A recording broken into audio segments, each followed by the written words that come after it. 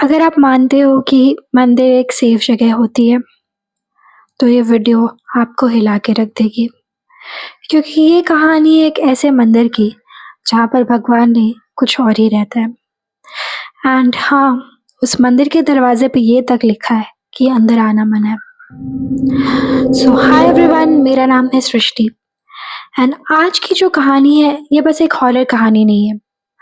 ये स्टोरी है उस डर की, उस विश्वास की, उस सच्चाई की जिसे गांव वालों ने सालों से छुपा कर रखा है। एंड अगर आप मंदिर जाते हो, भगवान में मानते हो, तो इस वीडियो को एंड तक ज़रूर देखना, क्योंकि हर मंदिर भगवान के नहीं होते। ये जो कहानी है वो है एक माधोपुर नाम के एक छोटे से गांव की। ऐसा एक गांव जो कि वैसे तो बाकी गांव की तरह भी एकदम नॉर्मल था। बस एक छोटी सी बात थी। इस गांव के किनारे पर एक मंदिर था। एक ऐसा मंदिर जहाँ पे पूजा करना तो छोड़ो, लोग उसके आस-पास भी जाना नहीं चाहते थे। इस गाँव में हर उस गाँव की तरह लोग जल्दी सो जाया करते थे एंड बहुत भाईचारे और प्यार से रहा करते थे। बस एक चीज़ जो इस गाँव को सबसे अलग बना देती थी वो था वो मंदिर। वो मंदिर क्या था और क्यों वहाँ पे लोग पूजा नहीं करते थे, इसके बारे में तो आपको स्टोरी में आगे पता चलेगा। माधवपुर में भी लोग जल्दी सो जाया करते थे एंड रात के टाइम छोड़ो, शाम के टाइम पे भी कोई बाहर नहीं जाया करता था। एंड हमारी जो कहानी का मेन कैरेक्टर है जिसका नाम है विशाल, जिसकी नानी का घर इस गांव में पड़ता था, वो जिंदगी में पहली बार अपनी नानी के घर आया था। एंड बोलने में तो बहुत अजीब लगता, पर क्योंकि विशाल की माँ ने अपनी पसंद से शादी की थी, तो उसके घर वाले, विशाल की माँ के घर वाले, मतलब विशाल के नानी के घर वाले इस शादी के खिलाफ थे एंड इसलिए वो विशाल का आना-जाना भी पसंद नहीं करते थे। पर क्योंकि अब इस बात को काफ़ी ज़्यादा समय हो चुका था, तो सबने पास्ट की बातें भुलाकर आगे मूव ऑन करने का सोचा एंड इसलिए विशाल पहली बार इस गाँव में आया। इस गाँव में आने के बाद उसकी अपने ही सेम उम्र के लड़के राहुल, जो कि उसकी नानी के घर के बगल में रहता था, उससे काफ़ी अच्छी दोस्ती हो गई एंड राहुल और विशाल जो हैं, ये पूरा दिन गाँव में साथ घूमा करते थे। राहुल विशाल को चीज़ें दिखाता, बताता था एंड ये जो विशाल है, क्योंकि ये बाहर से आया हुआ था, ये एक सिटी में रहता था, तो ये कभी भी भूत प्रेत इन सब के बारे में उतना नहीं जानता था एंड ये चीज़ें इसके लिए बस स्टोरीज तक ही सीमित थी। तो विशाल जब राहुल विशाल को बताता है कि ऐसा एक मंदिर है और वहाँ पे जाना मना है,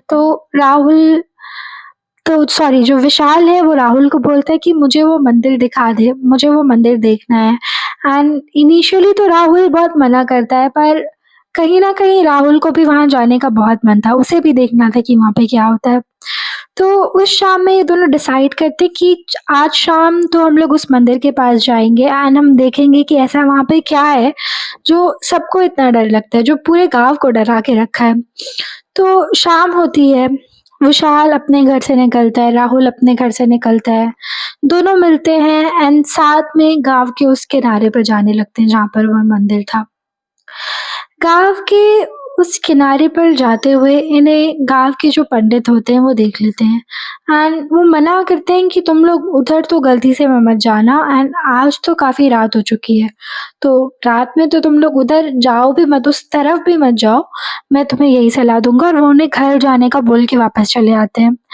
अब क्योंकि विशाल और राहुल यंग लोग थे और ये लोग बुज़ुर्गों की बात को उतना नज़रअंदाज कर देते, तो ये लोग उनकी बात को भी नज़रअंदाज करके और वापस से उस मंदिर की ओर बढ़ने पड़ते हैं।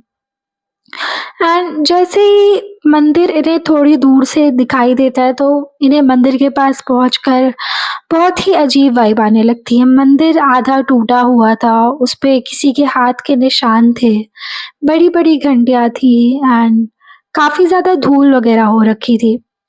जैसे ही थोड़ा मंदिर के पास पहुँचे, गर्मी के टाइम में इन्हें ठंड जैसा एक्सपीरियंस होने लगा। ठंडी हवाएँ चलने लगीं, आस-पास कोई नहीं था, कोई भी रोशनी नहीं थी, बस इनके हाथ में इनका फ्लैश था जो इनके मोबाइल से जल रहा था और कुछ भी नहीं। जैसे ही ये लोग एक और कदम मंदिर की तरफ आगे बढ़ाने लगते हैं, वैसे ही मंदिर की घंटियाँ अपने आप बहुत ज़ोर-ज़ोर से बजने लगती हैं एंड ये देखकर ये लोग बहुत ज़्यादा डर जाते हैं एंड ये लोग सीधे-सीधे वापस से उसी पंडित जी के घर में वापस से भाग जाते हैं क्योंकि पंडित जी का जो घर था वो इस मंदिर के पास ही था। एंड जब वो लोग वहाँ जाते हैं तो पंडित जी बोलते हैं, "तुम लोग वहाँ ही गए थे ना?" तो ये लोग अपना मुँह नीचे करके बोलते हैं कि हाँ, हम लोग वहीं गए थे एंड ये लोग बताते हैं कि इनके साथ क्या हुआ। तो पंडित जी बोलते हैं कि मैंने मना किया था तुम लोगों को उधर जाने से, फिर भी तुम लोगों ने मेरी बात नहीं मानी और तुम लोग उधर चले गए। तुम आजकल के बच्चों में तो कोई आदर का वही नहीं रहा है कि बड़े लोग अगर कुछ बोल रहे हैं, तो कुछ समझ के ही बोल रहे होंगे कि मत जाओ। एंड उन पंडित जी ने राहुल और विशाल दोनों को बहुत डाँटा एंड डाँटना भी बनता है यार, जब मना किया गया है तो जाना क्यों है उधर। एंड इतना डाँट खाने के बाद पंडित जी से विशाल और राहुल ने पूछा कि ऐसा क्या है उस मंदिर में कि हमें वहाँ नहीं जाना। तो पंडित जी बहुत गुस्सा हो गए एंड वो बोले कि राहुल, तुझे तो थोड़ी अकल होनी चाहिए, तू तो इसी गाँव में रहता है। तूने तो कहानियाँ भी सुनी होंगी, तू क्यों जा रहा था? ये तो फिर भी गाँव के बाहर से आया हुआ है।